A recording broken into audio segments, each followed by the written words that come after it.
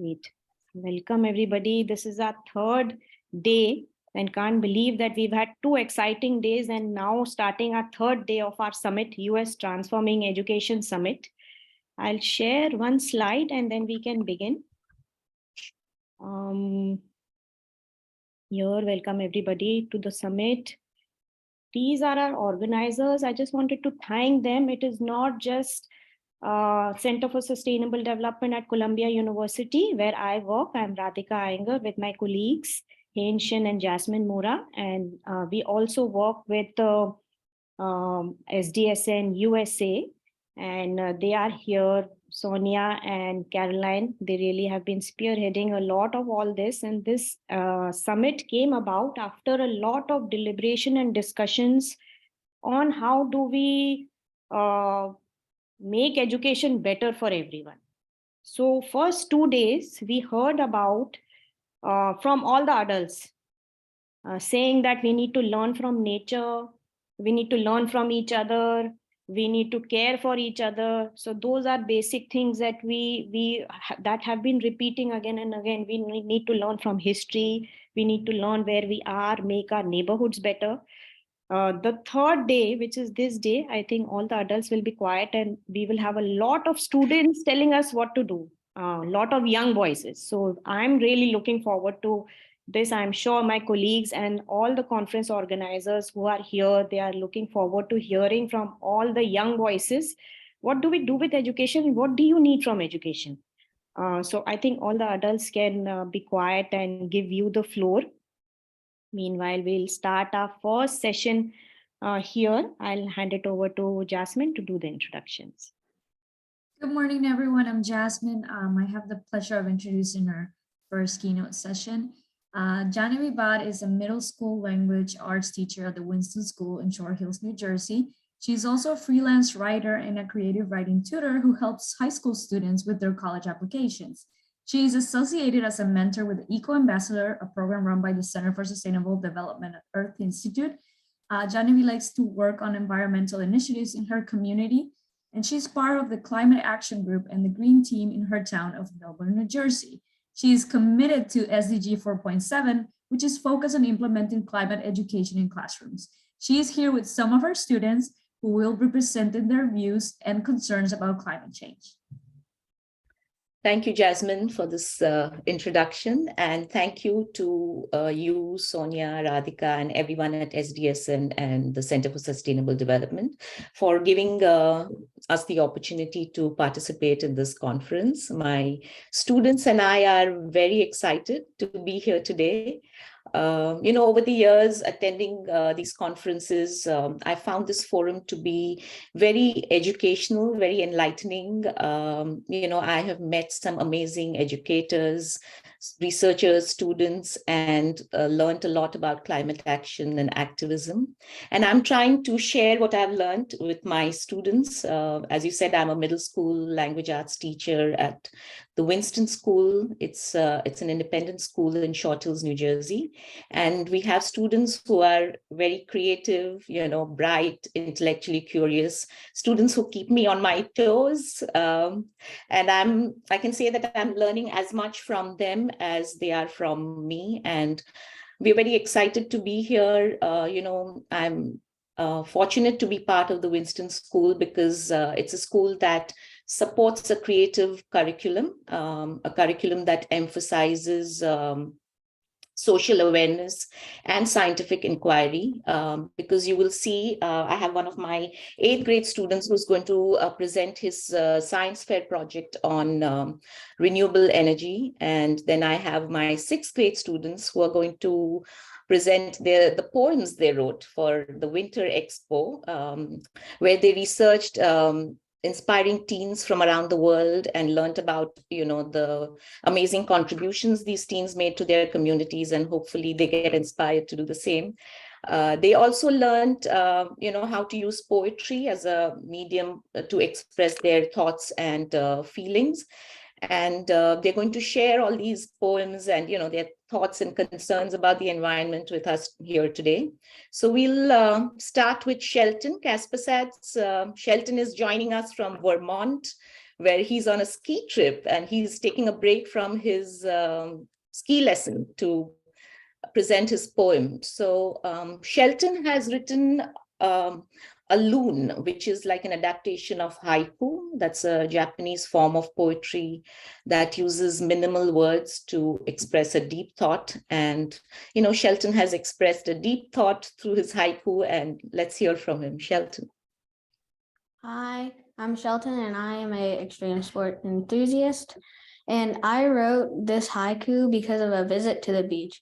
I was at the beach and my mom told me how far you'd have to walk down the beach to get to the water when she was a kid.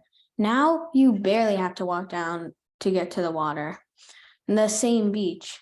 So after some research, I found that factories are one of the most significant causes of water levels rising because of the carbon dioxide and methane being dispersed into the atmosphere.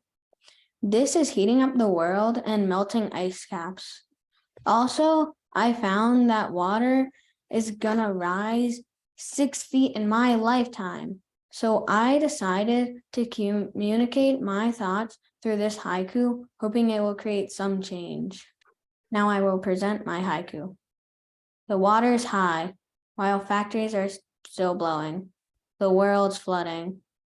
Thank you. Yeah, that was nice, short but deep. Thank you, Shelton, for joining. Next up, we have Luke Falzon. He has written a biography poem and he's giving voice to a tree. So Luke, let's hear from you. Hi, my name is Luke Falzon, and I'm gonna be glad to share you my poem today. Tree, child of Mother Nature, who loves the environment, who hates getting cut down, who wants to go everywhere in the earth, who wishes to see more people taking care of it, who's scared of climate change, who dreams of a clean green earth, who is determined to stop the earth from getting more polluted, who values soil and water, who's proud of giving shelter and shade, who lives in the heart of nature lovers tree. That was really nice, Luke. Thank you. And I hope you're doing your bit, planting more trees. You can, run initiatives in your own neighborhood. Next, we have Gemma May. Gemma has written what is called an I Am poem. So today she's speaking on behalf of Mother Earth and sharing some of her concerns and frustrations. So Gemma. Hi, I'm Gemma and I love to dance, and I wrote this poem because it hurts to see my heart, to see everything that's happening, like climate change and cutting down trees and innocent animals dying. And yeah, so this is my poem. I'm speaking for Mother Earth. I'm tired of saying that we will help and never do. I'm scared for what happens if we don't do something soon. I'm heartbroken that innocent animals are dying. I'm worried about climate change. I'm speaking for Mother Earth. I'm frustrated to see our world die. I want to help our world. I can help by picking up trash. I can help by not wasting paper. I can help by not using plastic bottles or bags. I can help by planting more trees and buying less clothes. I can help by wasting less food and growing more vegetables. I could tell everyone to do the same. I'm speaking for Mother Earth, and I'm hopeful about our future. Thank you.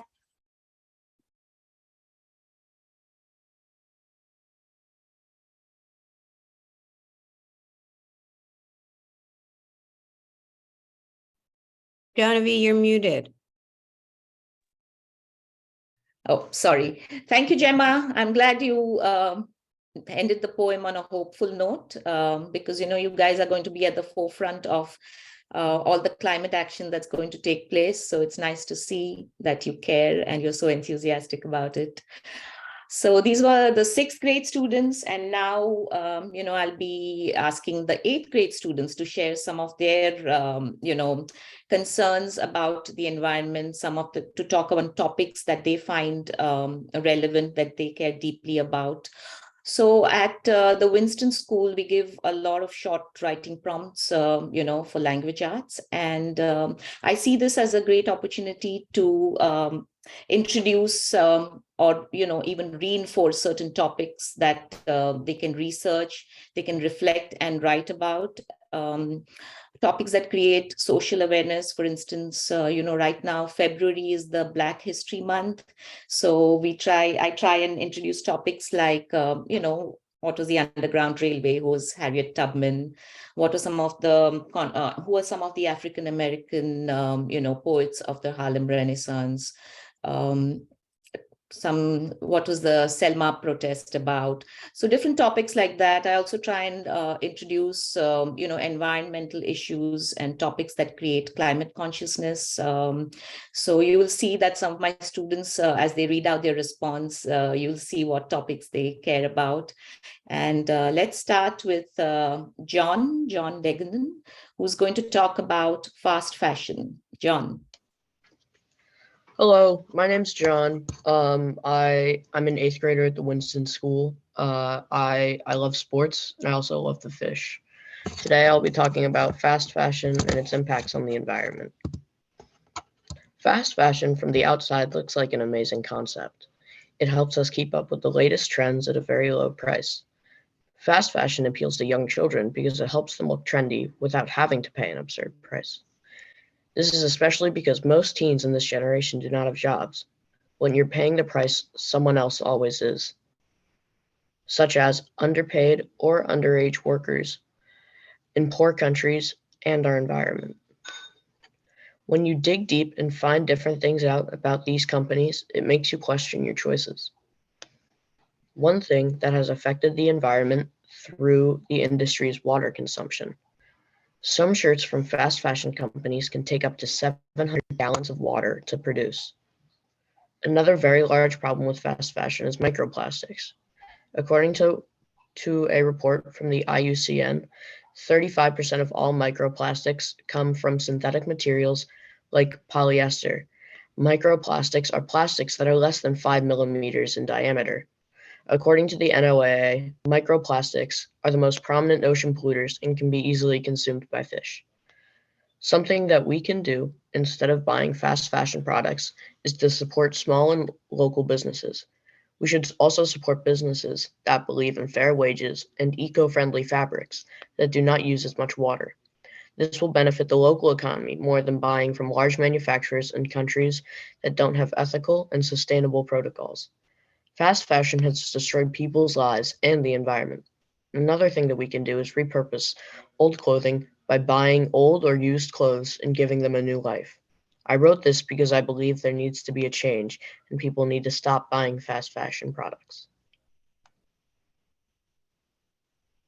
That's great, John. Yes, I think it's very important for everyone to be conscious consumers because, it's important to know how our fashion choices impact the environment, how they affect human rights. Yeah, Quinn. I would like to jump in here, but I've done this a couple times, is go to thrift stores, get suits because it's considerably cheaper, and the only other option would to get an inexpensive suit would be to get it from fast fashion. It's going to be considerably less high quality as like a suit that you can just go to the local thrift store and you'll probably find one good suit in your size, and you can also get other stuff for like costumes or just to wear every day. Yeah, that's great. I think it's very important to, thrifting, repurposing old clothes. Why manufacture more, clothes and this thing, and they're just lying in landfills and take years to kind of decompose, so that's great, Quinn. Thank you. Next, we will ask Danny to talk about his science fair project on renewable energy. Danny, can you introduce yourself and tell us more about your project? Hello. All right. Hello. My name is Daniel Untilden. I enjoy science, history, and being in the outdoors. Recently, for a science fair project, I did a project on wind energy. During this experiment, I learned a lot about renewable energies. My experiment was about seeing if wind energy was efficient enough for household use. I got a small generator from Amazon, and I tried to use the wind energy by using a fan to charge electronic devices. I found that items like phones and smartwatches were not able to charge much, or to the fullest, but objects like toys and neon signs charged almost fully. While not a complete success, it showed that even with a small fan, wind energy could be harnessed and can work. While on a household level, this may not be as efficient, in larger areas like plains and beaches, we would be able to generate a lot more energy by harnessing the wind. I think one way in which we could fight the climate crisis is through the promotion of renewable energies. The way I think about promoting renewable energies is through education.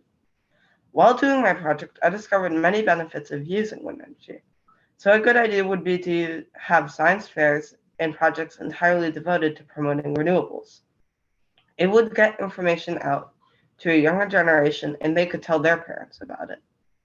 On a household level, we can install solar panels and buy energy efficient appliances. Even smaller changes like unplugging your devices when not in use or turning down your thermostat by 1 or 2 degrees when it is hot outside can reduce your energy bills. These little things can go a long way in the end. Thank you.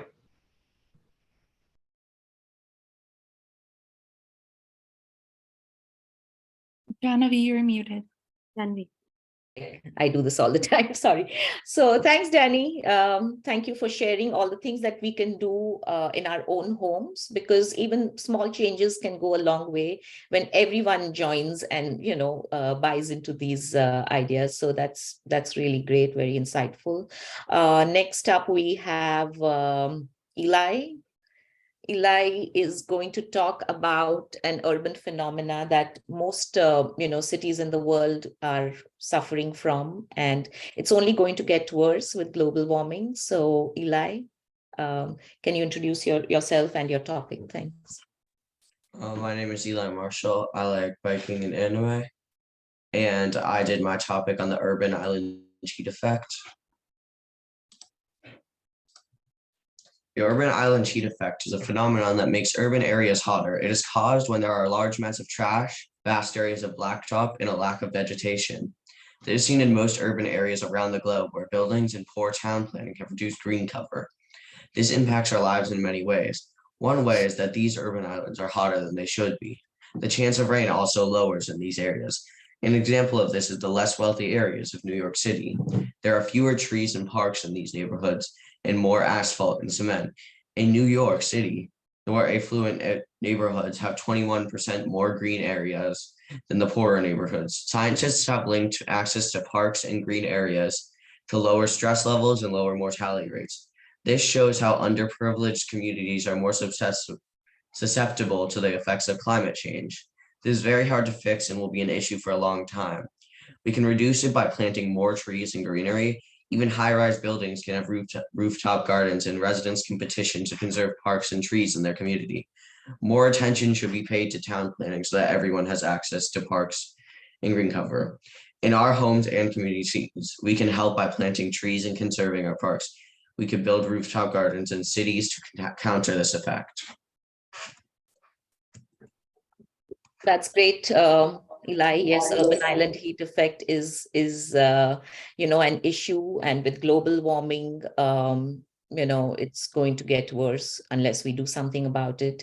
Now, related to that is what Quinn is going to talk about. Quinn is going to talk about how we should be ditching lawns. He has an interesting perspective, and his family is also involved in a lot of initiatives, surrounding like growing of native plants and conserving native species. So let's hear from Quinn. Hello, my name is Quinlan Illy. As you already know, I'm an 8th grader at the Winston School. I think my interests are in baseball and then sports in general. Also really enjoy history.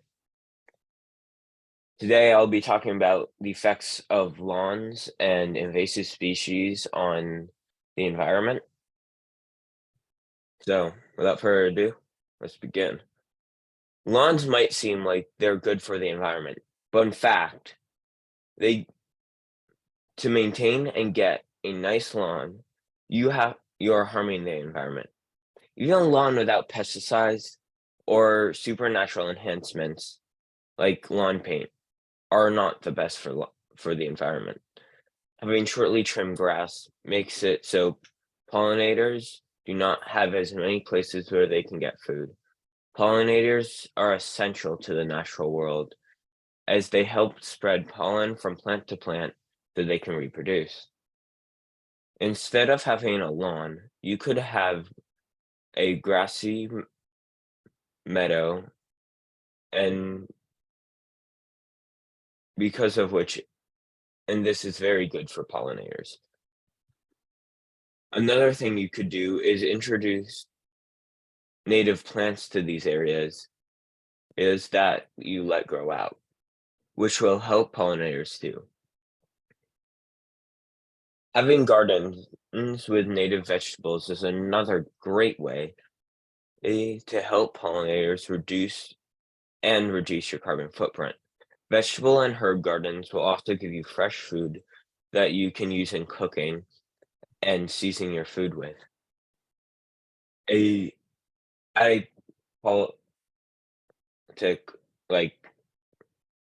Policy level, governments could give tax benefits to people who have native plants. You could also do the same to people who do not have lawns and instead let it grow out. They could also support invasive species removal in parks and forests.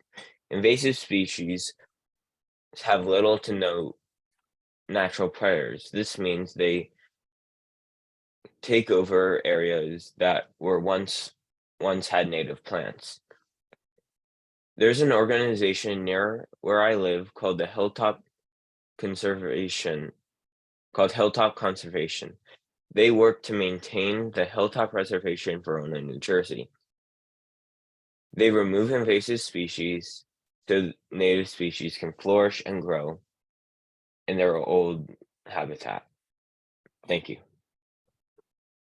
Thanks, Quinn. That's great. Actually, there is a huge push in our town as well, where I live, to ditch the lawns and plant native species, set up monarch way stations and pollinator-friendly plants, because lawns don't really contribute, to the environment. In fact, they need a lot of water, and they have to be constantly sprayed with pesticides. So I love your suggestion of ditching the lawn and just in favor of a meadow and planting native plants. And that's great that you're involved with the Hilltop Conservation Project. Thanks. That's really good. Next up, we have Ben. Ben Bodak is going to talk about how we should all support public transportation and how we need more public transportation network in our communities to stop air pollution. Ben. Hi, my name is Ben Bodak. I'm an 8th grader at the Winston School, and I enjoy scuba diving, reading, and playing sports like swimming. Today I'll be talking about how public transportation is better for the environment. The travel industry is one of the most polluting industries in the world. Burning fossil fuels releases toxic gases, and this is destroying the ozone layer. Not all types of transportation are bad, though. Electric vehicles and public transportation are better for the environment than normal gas-burning cars. Public transportation is good because it gets more people to their destination using less gas than cars. As a community, we can stop using gas-powered cars, or even cars in general, and rely more on public transportation. Or on nicer days with good weather, we can also ride our bikes or walk. On a larger level, we can stop using gas-burning cars and use public transportation like trains and buses. We can also look into replacing our gas-powered cars with electric ones. And in our everyday lives, we can ride our bikes or walk to places in our own towns. Public transportation is better for the environment than cars. On an average, most cars release 1 pound of carbon dioxide per mile driven. By taking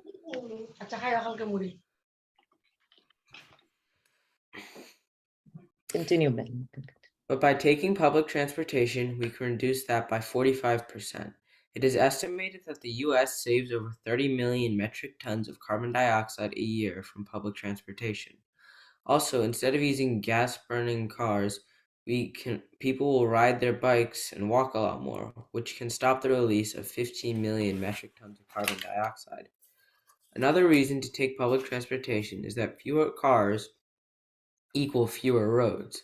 Forests all over the world are being cut down to pave the way for roads and settlements. This destroys so many natural habitats. If there was no need for roads, we wouldn't need to cut down as many forests. We could just use trains or buses on the roads that we already have been paved. Sustainable cities are a big step towards sustainable public transportation. A sustainable city is mainly run on green energy. Things that make a city sustainable are things like parks, solar panels, and public transportation. During the pandemic lockdown, parks in New York were a big part of people's mental and physical health. As a result, more people in New York walked to places instead of driving, which made New York closer to becoming a sustainable city. Thank you, Ben. That's great. I think there is a trend now we see in Europe and a lot of countries around the world. They're trying to, convert the cities and make them more sustainable, more walkable, because it's good for, human health and health of the planet. So these are all great ideas, and thank you for sharing them with everyone, and thank you, Dr. Iyengar and Ms. Shin and Sonia, for giving us this opportunity. Any questions? Any questions from our audience? I think this has just been so wonderful to hear that our young leaders are taking the floor and giving us suggestions on how we should manage our world. So it's fantastic. Any suggestions, any questions from anyone, our audience?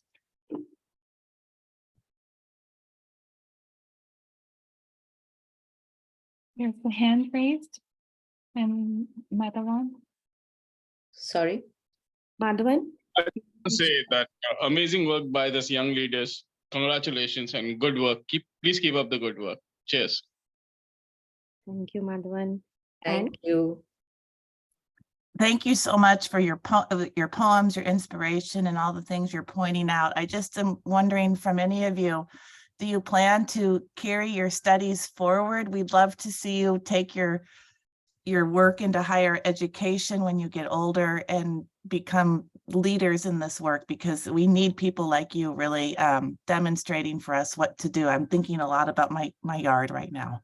So I live here in Phoenix and we happen to have one of the few yards. So I think we need to re-landscape after this morning, but just ideas on what you're thinking, any of you thinking about in the future. If you got ideas on what you want to study, or are you going to go into environmental education or something related to sustainability? Yeah, anyone? Ben, Quinn, John? Anyone? You want to? Yeah. I was planning on taking marine biology courses in high school and college to Great. like the oceans. Yeah. Ocean, ocean pollution in the ocean is a huge concern right now. And yeah, that's good. Yeah, Quinn?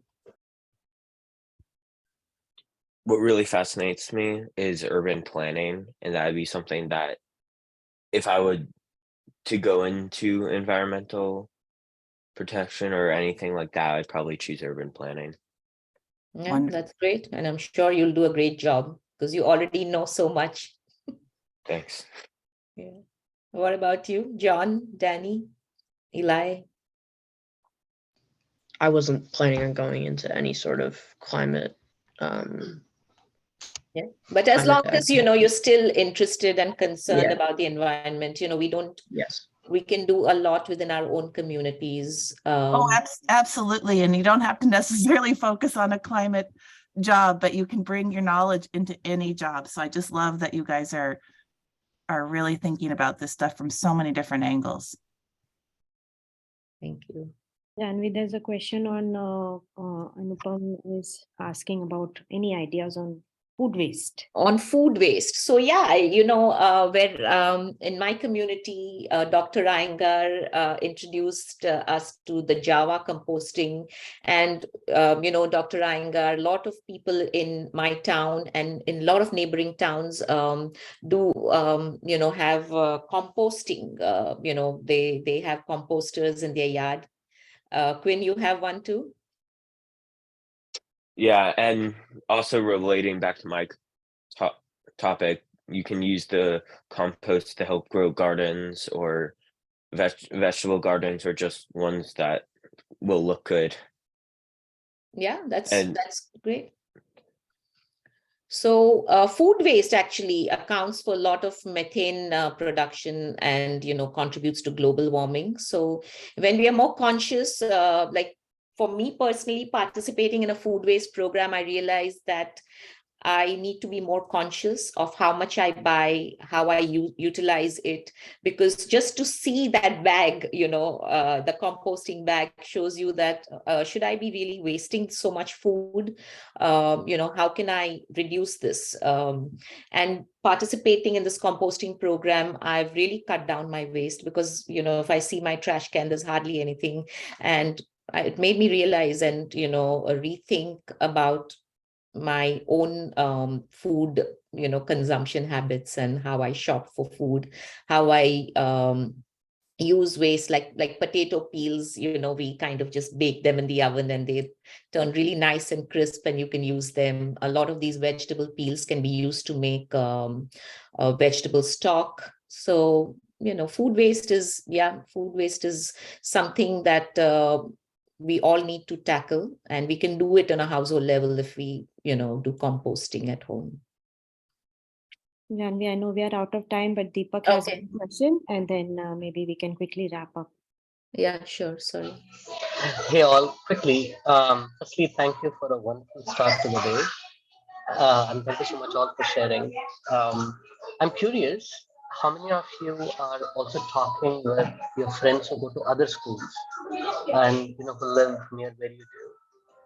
Are you kind of collaborating or even just talking with friends from other schools on these topics?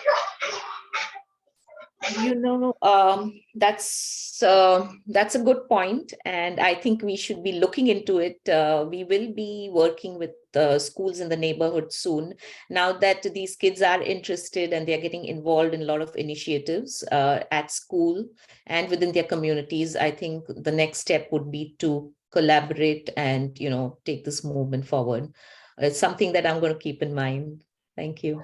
Oh, yeah, thank you. I just want to add to all of you that if you're able to inspire so many of us, in this particular forum, talk more with your friends and their families, with other schools, and you're going to create a lot of magic in your local communities.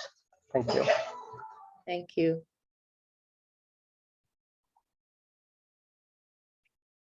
Thank you so much, Janvi, and your class. I think it's just fascinating to see all these voices, and please keep inspiring all of us. As Deepak just mentioned, I think we have a long way to go and learn from you all to see how we can make this world a better place to live. So carry on with your work, and fantastic to hear all your brilliant ideas.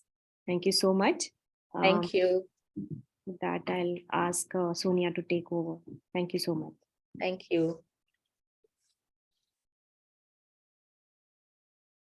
Can leave. Thank you.